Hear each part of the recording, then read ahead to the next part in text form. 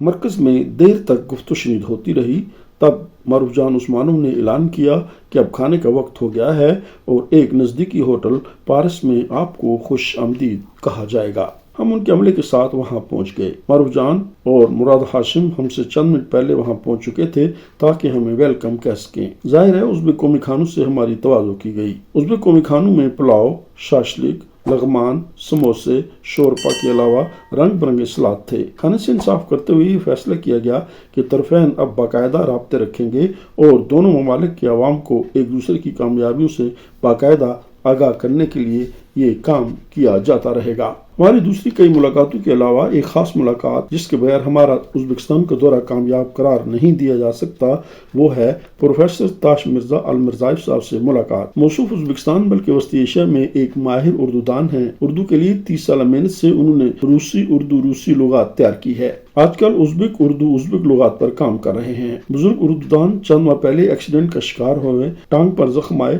لیکن انہوں نے کام جاری رکھا ہوا ہے۔ یاد رہے اردو کی ترقی اور ہماری زبان کے لیے ان کی خدمات کے اعتراف میں صدر آصف زرداری نے انہیں تمغہ ستارہ امتیاز سے نوازا۔ وہ 2 دفعہ پاکستان میں بطور سفارتکار اپنی خدمات انجام دے چکے ہیں، ایک دفعہ سوویت سفارتکار کے طور اور ایک دفعہ آزادی کے بعد ازبک سفارتکار کے طور۔ پہلی دفعہ وہ کراچی میں ایوان دوستی میں بطور ڈائریکٹر، تب ان کی خدمات پاکستان کے ترقی پسند حلقوں میں بہت سرائی جاتی تھی۔ دوسری دفعہ انہوں نے اسلام آباد میں ازبک سفارتخانے کے قیام کی ذمہ داریاں سر انجام دیں۔ دونوں دفعہ سفارتی ذمہ داریوں کے ساتھ ساتھ وہ اردو کی خدمت میں بھی مصروف رہے۔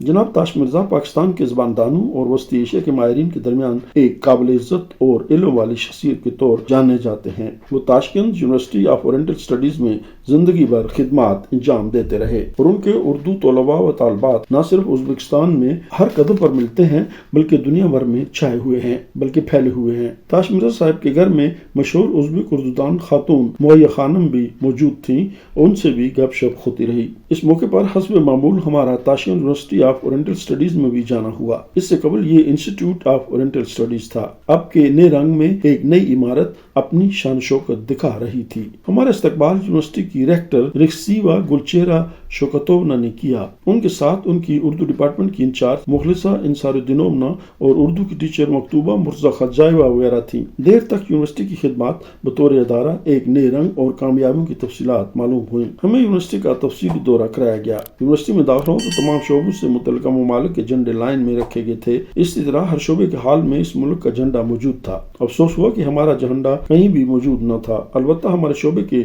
پاکستان روم میں بہت ساری پاکستانی کتب موجود تھیں، جن میں طاہر فاروق صاحب کے والد محترم شریف فاروق صاحب کی قائد اعظم کے بارے میں کتب موجود تھیں۔ اس لائبریری کے لیے راکم نے بھی وقتاً فوقتاً بہت ساری کتب دی تھیں اور چند ایک میری اپنی کتابیں بھی یہاں موجود ہیں۔ گلچیرا صاحبہ نے اردو شعبے میں آویزاں پاکستان کی تصویروں کے بارے میں بتایا کہ یہ تصویریں پاکستانی سفارتخانہ نے دی ہیں۔ البتہ وہ منتظر ہیں کہ پاکستان کے جھنڈے 2 بڑے اور چند ایک چھوٹے چھوٹے انہیں مل جائیں تو اردو ڈپارٹمنٹ کی شان دوبالا ہو جائے گی۔ یہ بھی پلان کیا جا رہا ہے کہ بابر کے نام سے ایک یہاں ہال بنایا جائے جس میں جناب انصار الدین صاحب کے کام وغیرہ کی تشہیر کی جائے۔ یاد رہے کہ پروفیسر انصار الدین مخلصہ خانم کے والد تھے اور انہوں نے اردو ازبک مشترکہ الفاظ کی لغت اور ریسرچ ورک کیا تھا۔ ان کی ریسرچ کے مطابق اردو اور ازبک زبان میں 2500 الفاظ مشترک ہیں۔ پاکستانی حلقوں سے درخواست ہے کہ اس یونیورسٹی کے اردو شعبے اور بابر ہال کی مدد کی جانی چاہیے اور پاکستان سے بھرپور انداز میں ان کو اردو لٹریچر مہیا کیا جانا چاہیے۔ یہاں اردو کے طلبہ و طالبات مستقبل میں پاکستان ازبکستان دوستانہ تعلقات کے لیے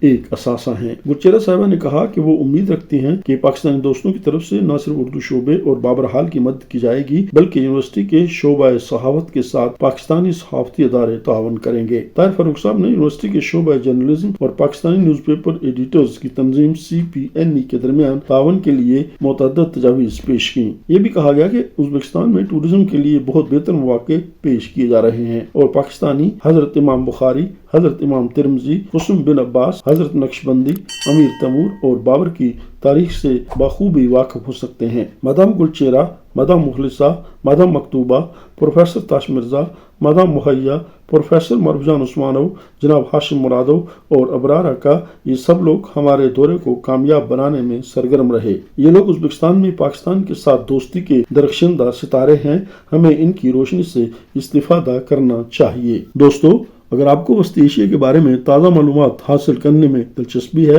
تو ہمیں ضرور سبسکرائب کیجیے اور لائک بھی کیجیے۔ شکریہ۔